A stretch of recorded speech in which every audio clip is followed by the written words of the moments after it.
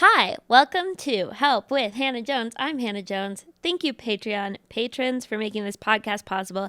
And thank you to Dude IDK Studios in Denver, where we are recording. This is a podcast where I answer your questions, Dear Abby style, and I have a guest in the studio today to help me do that. She is a Denver comedian and runs the comedy show Uncorked. It is Kelsey Rosen. Hi. Hi, Kelsey. Thank you so much for being Thank here. you for having me. What's new in your life? Oh my gosh. What's new in my life? Nothing much. You mentioned throwing your back out. I'm like, nothing much. Just the most pain I've ever had in my life. No, really? I threw my back out last week. And to the point where, like, last week it was spasming. And I couldn't move for a few hours. Like, it was spasming and it locked. And so I've just been feeling very sorry for myself. As you should. Yeah. And, like, I don't know if you noticed, I have this nice pillow behind me because I'm like, that feels better. I almost brought my ice pack in. That's so crazy. Wait, how did you throw your back out? What were you doing? I honestly don't know. I don't know. You don't remember when it started? It came on gradually? Yeah, I had a twinge that was still manageable. What were you doing when you had the twinge? I woke up. Oh, okay. You threw your back out in your sleep. Yeah. You either slept wrong or you had some crazy nightmares. I know. I just If you throw up. your back out in a dream, does it hurt in real life? I don't know, but I woke up and then High Plains was that weekend.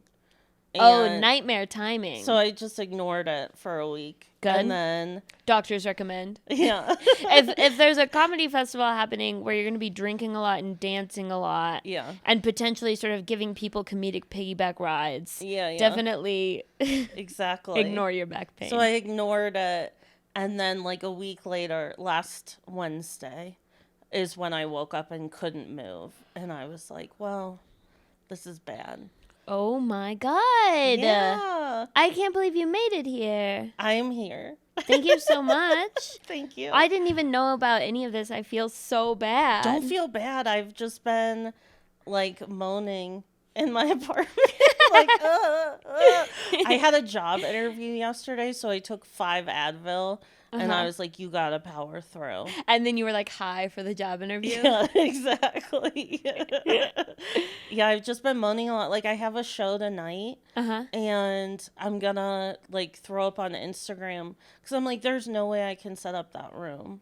Oh, my God, you're so right. Yeah. I wasn't even thinking about that. So I'm gonna be like, guest spot, if you put chairs out for me. I was gonna say I can come by and help, but I forget which Comedy Works I'm at. Oh, okay. I might be at South Club, and that would be a problem. Yeah. Well, thank you. I feel like I'll just, like, fish out, like, a guest spot and free drinks and some cash, and I can get somebody easily. I did that one time. I needed a ride home from the airport. I didn't need a ride home from the airport. I just, like, didn't feel like spending $60 on an Uber or, like, 2 hours on the train. Yeah. And ended up fishing. I ended up giving a guest spot to Uncorked in exchange for a ride home from the airport. Not on, like, the day of Uncorked or anything. Truly, those guest spots on Uncorked, that's the number one reason to run a show in Denver. Yes. Is because at any given time, there are 20 people who will do one medium-sized favor. Yes. They'll, like, help you move in exchange for a guest spot. It's so nice. I'm like, I feel predatory. I'm like, is this okay? I just, I'm like yes, it's purposefully don't book strong men so that if I ever need them to, like, hang a shelf for me, I'm like, you want a guest spot? Exactly. On Uncorked? Please, help me. Help me. Oh, my goodness. Well, at least I'm glad that you're going to get someone to help. Thank you. I can guess who it's going to be. Yeah. Or, like, if Quinn is working, Quinn always sets up, but I don't know if he's working tonight. It's so funny because they always used to offer to help set up for me, and I was always like, no, I can do it by myself. And then when I gave up the show, I was like, yeah, fuck that show. I can't take setting up It's like, I didn't have to set up by myself every time. I have this weird thing, you know, when girls are like, my new thing this year is to say yes. My personality is I say no to everything all the time. Yeah. Well, like with my back, I live alone and I'm single, so I got way in my feels. I've heard someone told me last night this is like a Sex and the City episode, but I didn't watch Sex and the City, so I don't know. But I did. I was just feeling sorry for myself because I'm like, great, Miranda I'm would single throw and her back out alone. and be sad about it. I'm like, she would totally, Miranda specifically would be like, I can't believe I'm single and I have no one to help me. I have to get to the firm.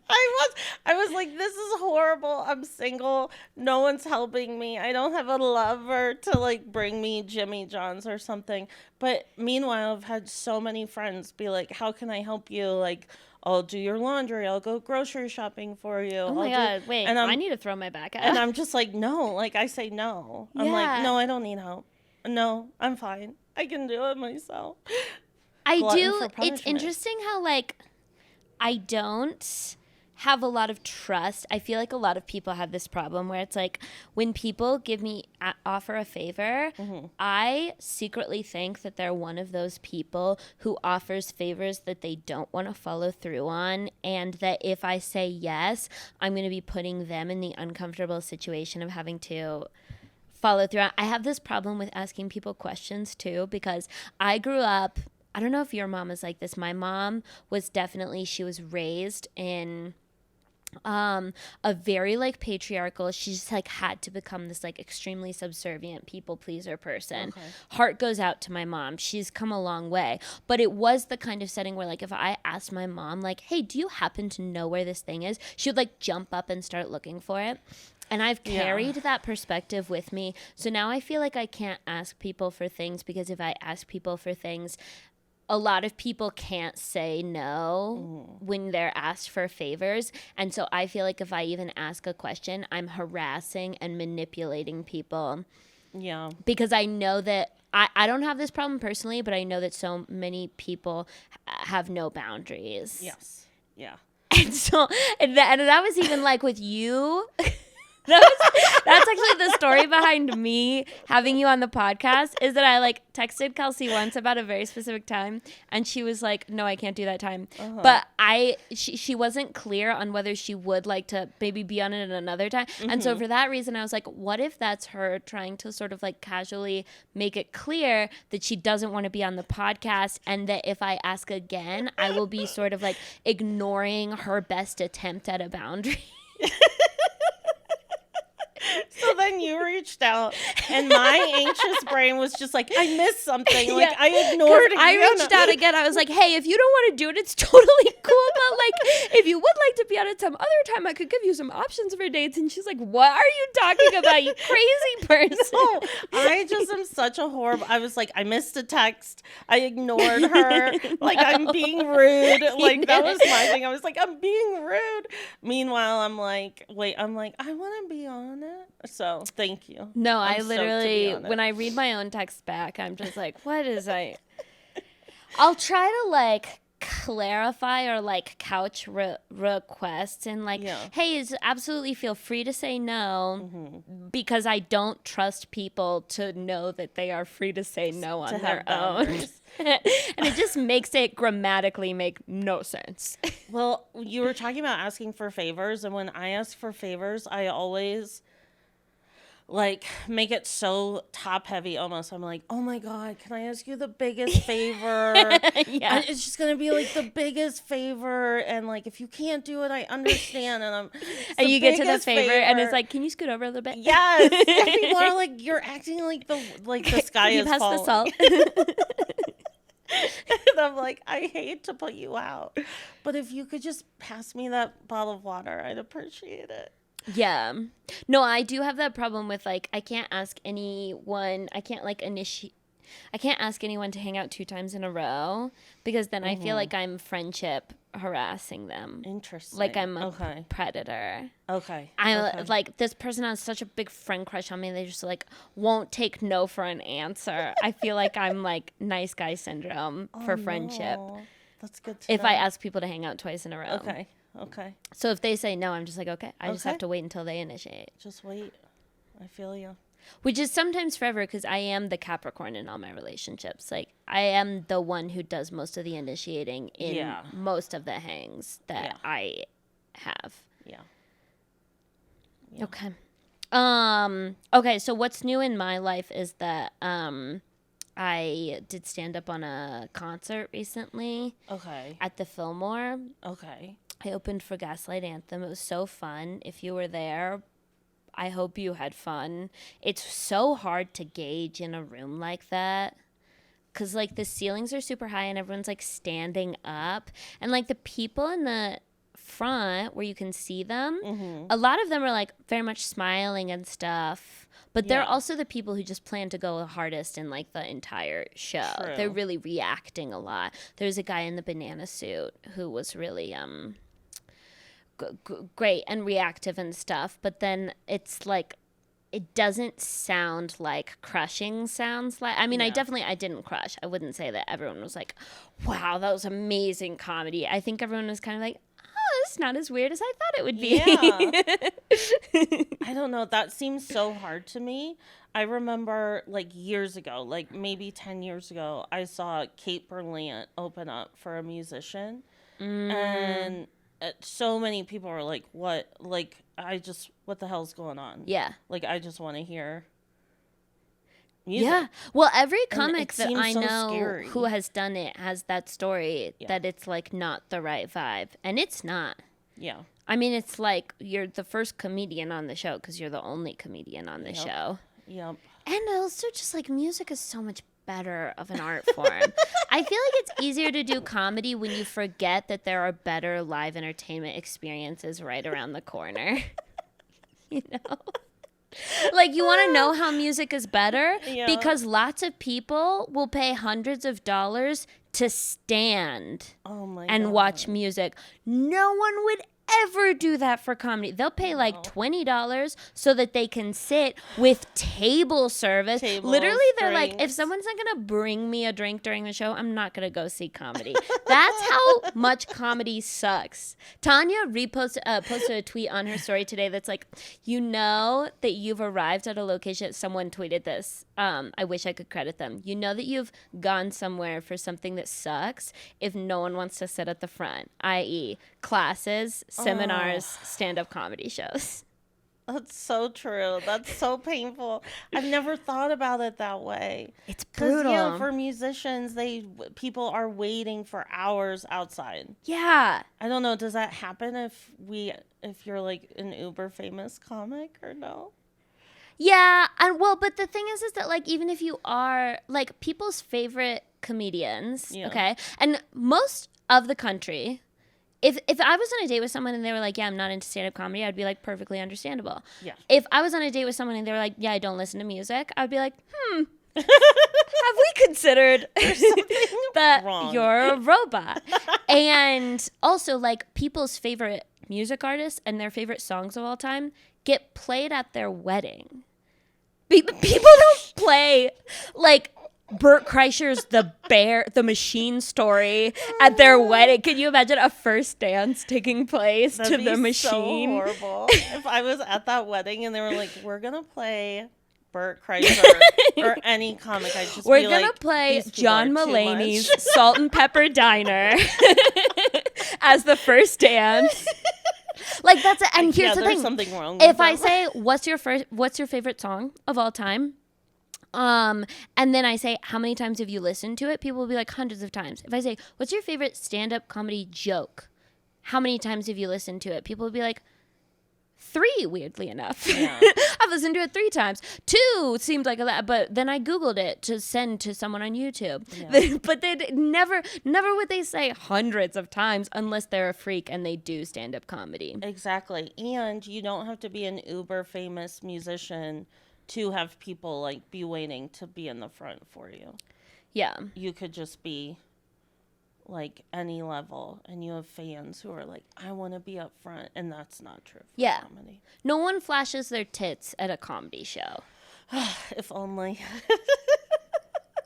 Music is so much better. I would give anything to be a talented musician. Yeah.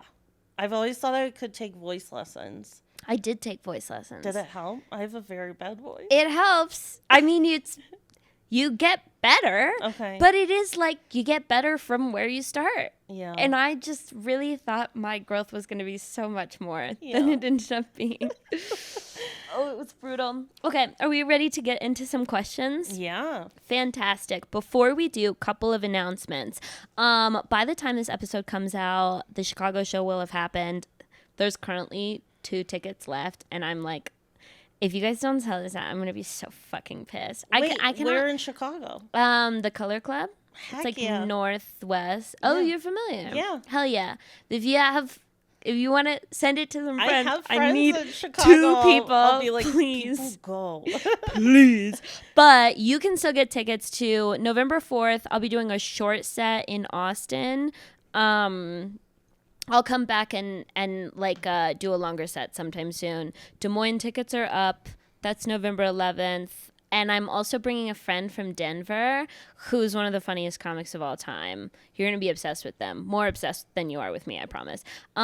Tucson, Bisbee, and Flagstaff tickets are up. And if you want to get tickets when I'm coming to your city, you can sign up for the text list. That's the most reliable way to get tickets. You will not see my Instagram. Don't rely on seeing my Instagram stories. You think you see them every day, but you probably don't because just a very small fraction of my followers see Instagram stories. So, number 2, this podcast is sponsored by the Patreon. Patrons have first priority to get their questions answered, and they also receive a monthly bonus episode, and it's only $3. Number 3, if you want to ask a question to get answered in a future episode, you can find the link to that form in the podcast description or in my link tree on any social media platform.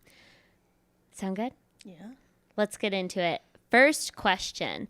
At what point in the dating process is it appropriate to start thinking about marriage/long-term partnership? Signed, Stuart Little, the famous mouse. Thank you, Stuart Little, for subscribing to the Patreon. Stuart Little. That's so cute. Yeah. I love mice. Well, when should mice get married is super different from when should humans get married. I know, right? Oh, when is it too early? I think if you're asking that question, you're not there yet. Yeah. Would generally be, you should know by the time that you are considering marrying someone. I think you should know what their thoughts on marriage are and what their thoughts on the timeline of marriage is. Yeah. So if you don't already know those things, then you've got to figure out, like, why haven't they come up in conversation yet? Yeah. I've always believed there's no right timeline, right? Yeah. There's definitely a wrong time. That's true. Like day of, or week of. I mean, anything fast seems insane to me, but that's also because I'm guarded, etc. But I think if you know that person, if you have that conversation, and if you agree on, what is it, kids, like if your morals align, or if your morals are aligning, my parents always told me you should be on the same page about money, kids, and religion if you want to get married. I think that's good advice. Money, kids, religion, because those will cause like huge fights. And those are the number one reasons that people break up, the 3 biggest. I think in mine, it's like there's no way to know. There's just no way to know foolproof whether or not you're going to stay together, whether or not this is a good marriage. You can wait 10 years and be with someone and then get married and still get divorced. Mine is always, and this goes the same for living together, calculate the cost of the consequences and make sure that you can weather those consequences. So for living together, look at what it would cost to break your lease and find a new place and make sure you have that in your savings account. And then if you do, go for it. You are such a Capricorn. I know, it's so bad. I have one other Capricorn friend, and I've heard these words come out of his mouth. I'm like, this is incredible. And smart. I never would have thought of that. For marriage, do some research about what it looks like to get divorced. Kids is something so different because you can't just be like, well, I hope we stay together. If you're having kids, you really need to be extremely serious about that. But with marriage, it's just look up what it looks like to get divorced, have a conversation. I mean, I always, in my family, it's been really important. Like my sister told me when she was getting married, she obviously thought she was going to be with her husband forever. You always do if you're going to get married. But like over half of people who get married and think that they're going to stay together forever don't. So I think it's about like, what do you think it would look like to break up with this person? What do you think it would look like to get divorced from this person? Would it be life ruining? In that case, don't marry that fucking person. But if they're a really kind person who would treat you like a human being through absolutely whatever you guys have to weather, then take the risk. Yeah. I like that. My other piece of goofy advice for that is, just because I'm addicted to Reddit, if you go to Ask Reddit, you can just type in divorce. Like, I was reading this thread last night that was like, people who got divorced, what was like something crazy your spouse did once you were divorced, which goes in line with your question of like, what would breaking up with this person look like?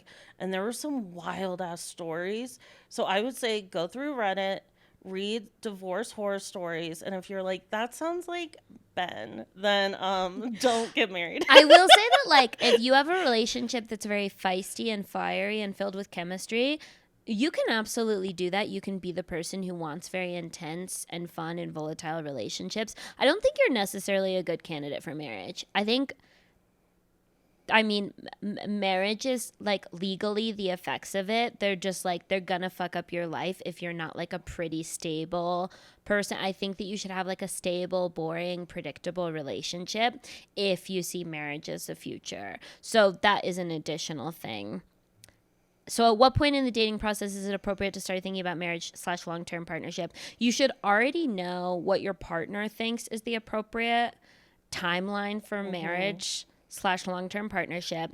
You should be financially independent. This is the thing I always stress. If you're a young woman in particular and you're not financially independent yet, please don't. I'm begging you from the bottom of my heart. I grew up in a community where women just never had financial independence to get out of marriages, and it's very sad, and it's just jail, and that's the effects of that. So if you're financially independent and have enough money for a divorce and have enough money to get married straight up, you should be able to throw a cool party, or you're not ready for marriage. Agreed.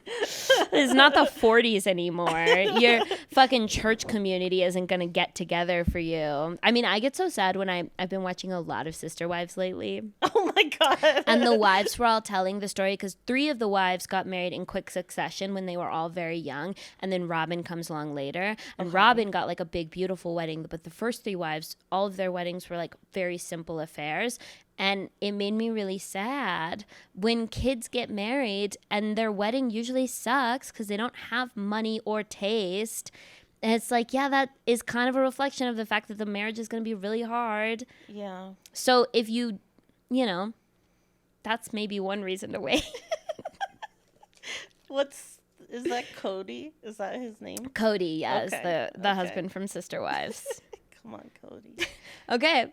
I think we gave great advice to that one. I do too. Alrighty. Second question. I recently started dating someone and he's super great. I think it's fair to say I'm falling in love with him. Sorry. Sorry. Congrats. We get along super well. He vibes naturally in my friend group. My family likes him. We laugh our asses off together, and he treats me better than anyone I've ever been with. But I'm starting to wonder if he has a drinking problem. He doesn't drink every day, but when he does, usually weekends, he will literally drink until 4 a.m., start back up at 9 a.m. the next day, be hammered all day, and then we'll crash at like 8 or 9 p.m. on day 2 and sleep it off for 12 hours before going to work on Monday. This exact sequence of events has happened probably 6 times since we've been together. I think he knows he's like this, which is why he doesn't usually drink on weekdays and doesn't drink every weekend. We get along when we're both drinking moderately or both sober, but when he gets past a certain alcohol level, I just don't want to be around him at all. He's totally different, standoffish, and basically refuses to even speak to me when he's in this state, and it definitely impacts our sex life. We've only been dating seriously for like 4 to 5 months, and I really think this relationship has huge potential, but I'm not sure how to bring this up to him without being the girl that's like, I can fix you. What should I do? Signed, dating in Menver. Thank you for subscribing to the Patreon. So 4 to 5 month long relationship. He's done this probably 6 times where he basically drinks all weekend. Yeah. And is fully hammered the entire waking hours, like till 4 a.m. That's so it just hurts my extreme to heart. me. Yeah. That really hurts my heart. Yeah. I have had a lot of people who I have met who will say something to the effect of like they're real partiers, and they'll always say something to the effect of like, yeah, but alcoholism is not about the amount, it's about the frequency. And it's like, bro, that's not true. Yeah. Alcoholism is anytime you have a relationship with alcohol that is making your life worse. That's alcoholism. You don't need to be drinking a lot for that to happen. For example, I don't drink a lot, but if on the occasions that I do drink, it has a negative impact in my anxiety. So I have to have a mindful relationship with drinking. Yeah.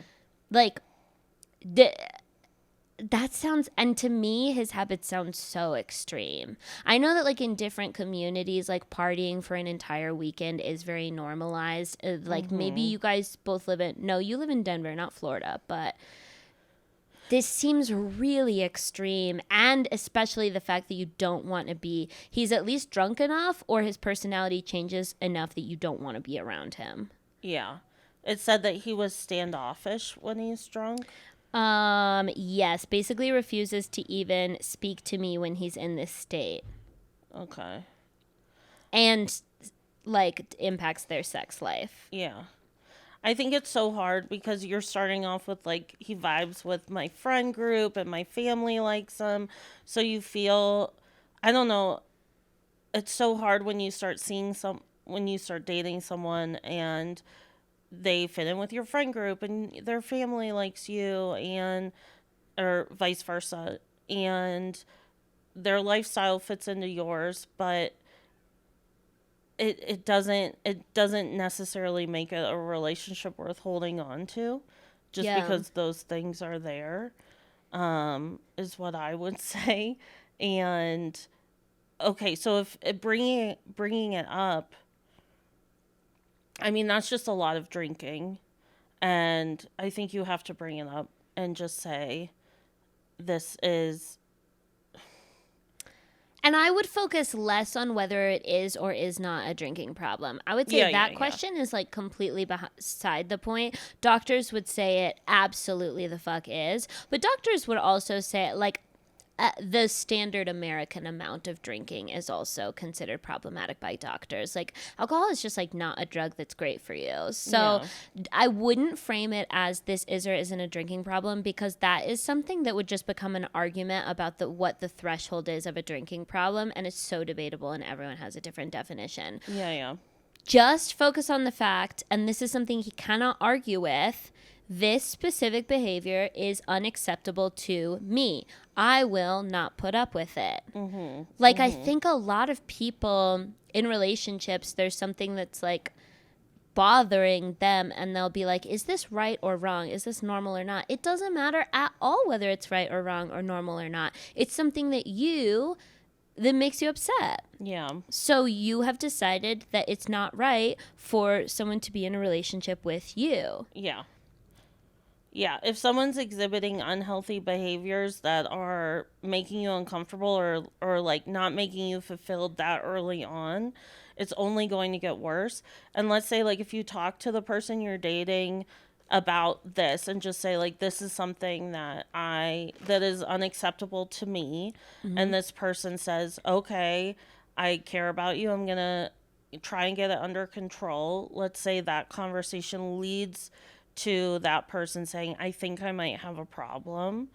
That's also something, depending on how it's an early relationship, depending on how young you are, I would also say that you don't have to be around to help fix that person. Does that make sense? Give it some space. Let that person work on themselves. Like, if you have a hard conversation with a partner early on and they say that they need space to get their shit together, trust them and believe them and give them that space. And you don't have to be responsible for, especially that early on. It's not your responsibility to like ensure healthy lifestyle habits. I don't know. Totally. You can't. No. Like this is something that is going to be a long, I think most people as they get older, whether or not their relationship with alcohol is a huge problem or whether or not their habits are as extreme as this, most of us will have to at some point have to become more thoughtful about our relationship with alcohol. Yeah. And I would say that if you just start from the perspective of like, hey, I don't want to be around you when you're drinking ever again. I don't like the version of you that I get when you're drinking. So I need you to plan that if you're ever going to drink, it's going to be totally separate from me. Yeah. It'll be like you've gone camping and have no service. And then you get to see, I would just say that like, you only have control over like what impacts the relationship. Mm-hmm. And so it's not about like you doing whatever you need to like get him healthy. It's literally just about what you will or won't put up with in this relationship. Totally. Because then if he does just like disappear a couple weekends every month, then you get to ask yourself, is it okay with me that I have a boyfriend that I only have access to a couple weekends a month? Yeah. Is that enough for me? And I don't know. Most people want their boyfriends like 4 weekends a month. Or more, you know? Yeah. I think, too, the reason I was like, oh, this hurts my heart is because I dated someone like this before who I just, like, adored. And I like to drink. I love drinking. I love having a few drinks with dinner or, like, going on a date night. Like, I am someone who enjoys alcohol. So if we're going out on a date, I've also dated people that are sober and I'm 100% fine with that. But it's this gray area. Like if I'm dating someone who drinks and we go out to have like 2 glasses of wine, then that can be like a really fun, romantic, like maybe you get a little silly or goofy. You still go home. You can still like bone and whatever. Yeah. But then I've also dated someone where they can't stop at those 2 drinks and then they're slurring their words and sex and is not possible. It's a massive ick. And it's just not fun anymore. Like it's gross and embarrassing, especially if they don't have a fun personality while drunk. I have noticed the older and older that I've gotten, the more it's like one of the things at the top of my list is like we have to have a compatible relationship with substances. Yeah. It has to be like fairly similar. So even if he doesn't have a problem, if it's just super different from you, that's enough of a problem to leave the relationship. Yeah. But I would say that to most people in the world, I think these habits sound pretty insane and over the top. Yeah, pretty extreme. Hammered all day, multiple days in a row, out till 4 a.m. Getting up at 9 a.m. to start drinking again? Yeah. Pretty absolutely insane. Yeah. The fact that he seems to have no interest and like multiple times a month. It would be one thing if this was like one time a year. I would be like, that's not great for your liver, dude. But also like while you're young, if it's this like big festival or something. Yeah. But like multiple times a month? There can't possibly be that many reasons to have a bender in a year. There can't possibly be that many fun things to do in a year where you just also in Denver truly need to be hammered. Oh, in Denver? She said in Denver. So I'm like, this is in Denver. I'm like, you're not even in like Chicago or New York where bars are open till 5 a.m.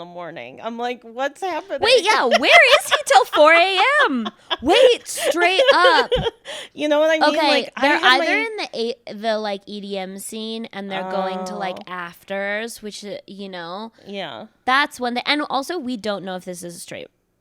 Oh no, it does say being the girl, so this is a straight relationship. I was gonna say if this is a gay relationship, completely different cultural norms. To be honest, they could be at a gay class so for you, and that could be fairly normal behavior. But for a straight relationship, I'd say I don't know. This seems pretty out of the ordinary to me. Yeah, be empowered to talk to him about it and be empowered to step away. But don't ever try to have the fight of what is and isn't a drinking problem. True. Just say what you're not willing to put up with. Truth. Okay, great. Where are they at? That's what I want to know.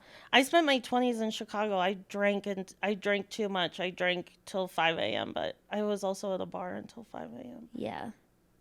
Denver. They're at fucking View House. I don't even know View He's House. getting I'm hammered so at lame. View House. And I'm like, then... I don't know any, unless it's a comedy bar. I'm like, where? Who? What is Denver? Yeah. Okay. This next question is about comedy. I don't usually. Ooh. I find it so embarrassing. Not because it's a bad question. It's a great question. But the idea of answering questions about comedy as someone who is like just a little baby and not like an experienced or famous comedian. That's why I was avoiding it for a while, but it was asked by a Patreon subscriber, and we answer 100% of Patreon questions. Oh, heck yeah. So we are answering this one. Okay.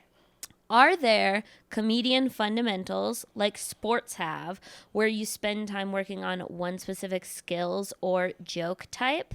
Basically, do you go into a performance or when you're crafting jokes thinking like, I have to work on this thing in the way a coach would say, today we are practicing left-handed layups? Signed, Greg Popovich. Thank you for subscribing to the Patreon, Greg. Heck yeah. I like this question. That's a good question. It is a good question. I say absolutely. I do that. Really? Yeah. I feel like I am just always working joke by joke. I don't think Okay. of category things, but I think I Okay. should. I think it would make me better. Yeah. I think there have been certain points in my I can't even say career because it's like 4 years. There have been certain parts in the 4 years I've done comedy where I'm like, I am going to go on stage with a loose idea of what I want to say. And this will be at an open mic, not at a paid show. I think that's why open mics are awesome because you can just throw stuff at the wall and you're like building muscle memory. It doesn't necessarily matter. Yeah. But yeah, I'm sure I've done that with crowd work and stuff before where I'm like, just get out of your comfort zone and see if during your jokes, like if you can interact with the crowd better. And I'm not like a crowd work comic, but like if I think that was for me, if I got a heckle or something, I could be more confident handling it. That's fair. Yeah. So I would like practice crowd work at open mics where I would go up and just kind of like improv what I wanted to say. I do have like a checklist. If I have a bad set, it's like, okay, well, did I do my job or did I not do my job? My job is to try my very hardest for the entire length of the set. And especially if it's like a longer one, my checklist will be like, okay, did I try short jokes? Did I try clean jokes? Did I try dirty jokes? And did I try crowd work? And if I tried all 4 of those things and they weren't loving any of it, then it's like, well, they just didn't like me. Yeah. They just didn't Yeah. want me there telling jokes to them, and that's totally fine. If I were to change who I am that drastically, then the people who do like my comedy wouldn't have anything left to like because I would be too Exactly. busy trying to please the people who don't like me. Yeah. But I do have to try all 4 of those things Yeah. and leave no stone unturned. Yeah. So what are your 4 things? Clean, dirty, Short, crowd work? Oh, I guess in like energy, like a really high energy joke. Yeah. Where I'm like acting out and doing voices. Yeah. I'll try higher energy. I'll try to really pull back as like maybe you feel like that's too aggressive. I'll pull back. I'll do some one-liners. I'll try some sex stuff. If it, maybe because it'll be so weird when you get like a really tight audience and you think that they're gonna hate dirty material, And then they lose and then their at a certain minds. and then they're like, oh, thank God, we feel so much comfortable now that you're talking about your pussy. Finally. Because I'm thinking, like, in my mind, that's what would cause you to tighten up. Yeah. But, dear God. I like all of those things, and I think like those are all things you can try in open mics to make sure you feel comfortable or feel well-rounded, and also make you feel like what you're most comfortable with to try and find your own voice of being like, I'm gonna try this, and this is all. I'm assuming Greg is like a newer comic, or I don't know. I actually don't know. Could be just wondering. There is Curious. a friend of ours, Tanya Sabrina, who was on the podcast, who was doing this thing where she was like, because she's a PhD scientist, a doctor, and she was like, I'm going to spend this year writing one-liners, and I'm going to spend next year learning how to do voices. And in my mind, I was like, that sounds absolutely fucking insane. But also is like, I mean, whatever works for you works for you. Yeah. That was not the way that I approached comedy, but like she did spend a lot of time like just writing one-liners, and then everyone was like, oh, she's a fantastic one-liner comedian. Yeah. It never occurred to me that in the long term, in my mind, it was just like, oh, you found your niche and you're rocking that niche. It never occurred to me that she's like in that class, and then like she's going to take her next class and ultimately become the most well-rounded comedian of all time. Because I do think there is stuff like that where it's like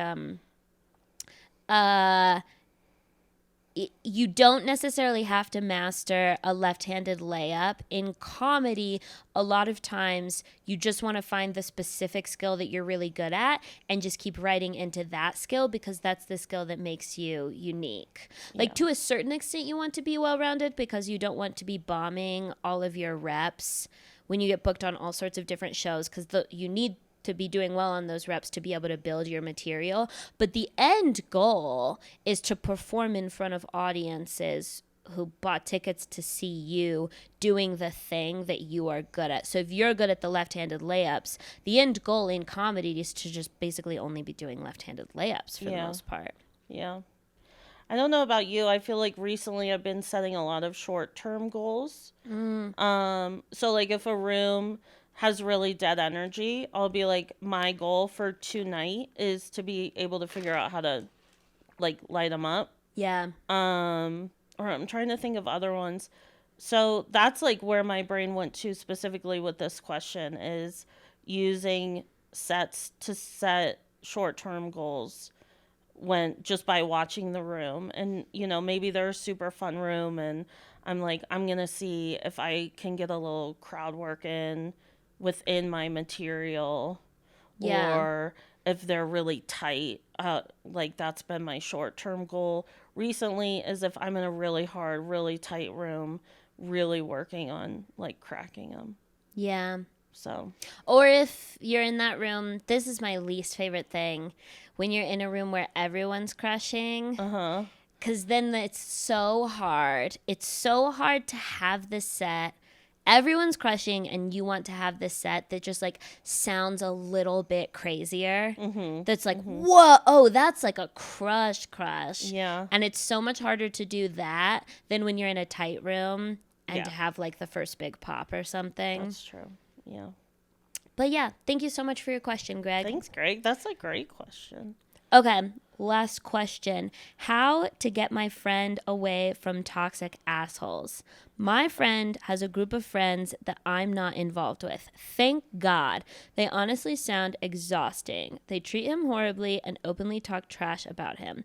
I can only imagine the stuff they say about him when he's not around. His friends had a weird-ass anniversary group hang, and it was literally the couple's anniversary, and made it a group hang for some reason. They abandoned him and made him walk home, which was about a 4-hour walk in the dark. He's so naive and won't listen to what I'm telling him. I'm a bit older than him, and I've tried multiple ways to explain to him that his friends are horrible people. Even told him that he's their punching bag and their friendship is one-sided. How do I tell him not to be friends with them without mothering him? Signed, Hungry and Hawthorne. Don't. Yeah. You don't get to decide who your friend is friends with. Yeah. If he tells stories about them, you should be like, oh, yeah, they sound mean. They sound terrible. And you should make it clear that you value your friend and that you would never treat him like that and that you don't think other people would either. And you can invite your friend to do new fun stuff. You can invite your friend to meet more of your friends and to expand his social network. Yeah. But you can't force him Exactly. to not be friends with those people. Not at all. Also, I have a hard time buying that in a circle long-term friend group they're all evil and he doesn't do anything wrong. And I have a much easier time buying the idea that he's a real good at spinning the truth when he goes and reports on his friend group to you. Because in general, it's kind of like That's how so true. When you're having a conversation with a girlfriend and she's talking about how much your boyfriend sucks, yes, you will always, you get the side of her story and you're like, yeah, he sounds like the worst. And then she keeps dating him. And the only thing that you, like, the only explanation for this is either she's the dumbest fuck on the planet, or perhaps she was giving you a biased and emotionally lit up version of the story. Yeah. And actually their relationship isn't as bad as she made it sound. Yeah. There's a lot of good parts, and also maybe she has done some shit that's wrong that she didn't mention. Yeah. That's where my brain first went to, is like, what is he doing? Yeah. Because, it's real easy to be biased, and it's real easy to leave the truth out of what you were doing. Like, was he, like, did he wander away, and that's why he had to walk home by himself, because he, like, got drunk and wandered away, and they couldn't find him, so he walked home for 4 hours? Like, you never know. It really does sound like he went and did some fuck shit, and they were calling an Uber, and they called him like 4 times, and the Uber was there, and they were like, God, he always does this. Oh my God, he Greg, always does wandering this. away. And then he goes back to his other friend group. He's like, they abandoned They're so me. mean to me. Or if the other group really sucks, there's nothing you can do about it. Yeah. He's got to figure it out on his own. It can be frustrating. So judgy, though, and I love that. You're like, they had a weird-ass anniversary group hang. It was literally the couple's anniversary, and they made it a group hang for some reason. It's like, yeah. You could also be like, it's our anniversary, but we just, like, love our friends so much. So we made it, like, a whole friend group thing because that's our priorities, and that's where we want to put our time and our money. Or they did both. They did, like, together and with friends. It just happened. They sent the doodle poll out. Everyone was only free on their anniversary. They were like, you know what? This is more important. Yeah. But I understand why you hate them. You just sound so insanely biased. Oh, my gosh. I believe me, have talked to my therapist about this. When it's your sibling or your friend dating someone who you're like, this person is such a jackass. And so, like, my only real advice would be, you can't control that. All you can do is show up for your friend in the best way that you see fit. And if you feel like they're relying on you for advice, but they're not taking any of your advice, and you are getting frustrated, then you have every right to redirect the conversation. If you feel like you're having the same conversation, just start to, like, dip out and be like, I'm not talking about this with you anymore. You don't even have to say those words. It's just as soon as they're like, oh, like Bobby and Jane having another anniversary party, you can just be like, oh, interesting, and, like, go to the fridge and get some LaCroix. I don't know. Totally. Yeah. I will say, though, I think that some people, especially people who are fixers, and all of us have been there, but I know in my life I'll be like, I can't keep giving advice to this person about their shitty relationship. I had a friend in high school who just dated the worst dudes, and I was like, I can't keep, and I was like, I support you, but I cannot support this relationship, and you can't talk to me about it anymore. And then we're sitting there hanging out, and we're both just kind of like, well, what do you want to talk about? This is kind of, I don't know. Like, I'm a friend who likes giving advice, and I like hearing your crazy stories about all your dysfunctionality. Like, sometimes I think that just, like, maybe being a sounding board for a long problem that they're not going to. I think sometimes that's what love is. Yeah. It's just, like, not feeling the need to control them or fix them and just kind of listening. Sometimes. But I will say what you can say in response to that friendship. I wouldn't say, like, you're their punching bag and your friends don't like you. That's really harsh. But you could say something like, wow, my friends would never treat me like that. Or if my friends treated me like that, I personally wouldn't be down to be friends with them. Yes. So you can really make it clear that, like, you don't see this behavior as normal and it's not something you would put up with. And that can go a long way to them kind of, like, discovering that they might be ready to leave that friend group. Also, depending on their age, this might be a pretty normal part of life. Totally.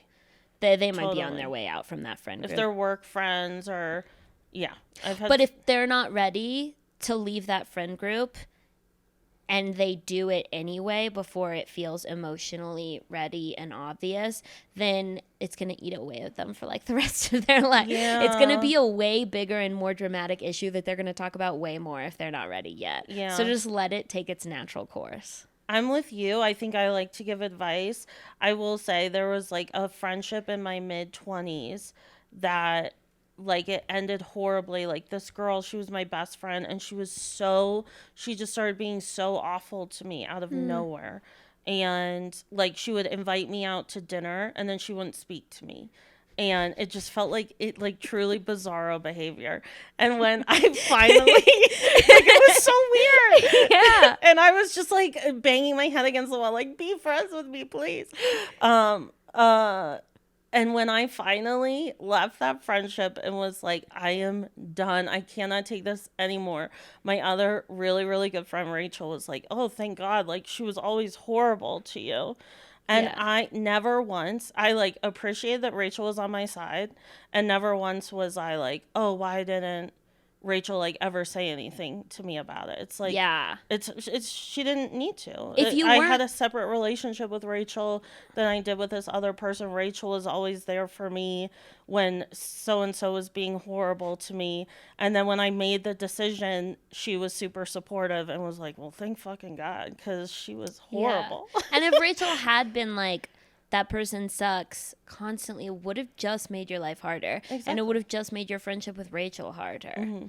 Because it's like, you think it sucks to walk home for 4 hours in the dark. It really sucks when your friend is just ranting about your other friends every time you hang out. Yeah. That makes you want to leave a friendship. Yeah. But Hell okay. yeah. I feel like we crushed all those questions. We Kelsey, did. what do you have coming up Wait, this can I say one thing real Yeah. quick? Is Greg Popovich a basketball player? I don't know. I think Greg Popovich might be like an Is NBA he? player. Okay. Oh, he's a coach. Okay.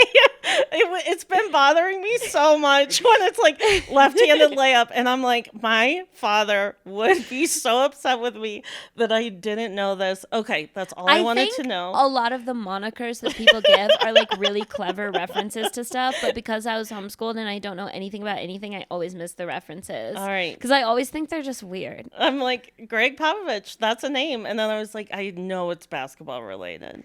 Really? Yep. Coach. I thought it was literary. That'd be cool.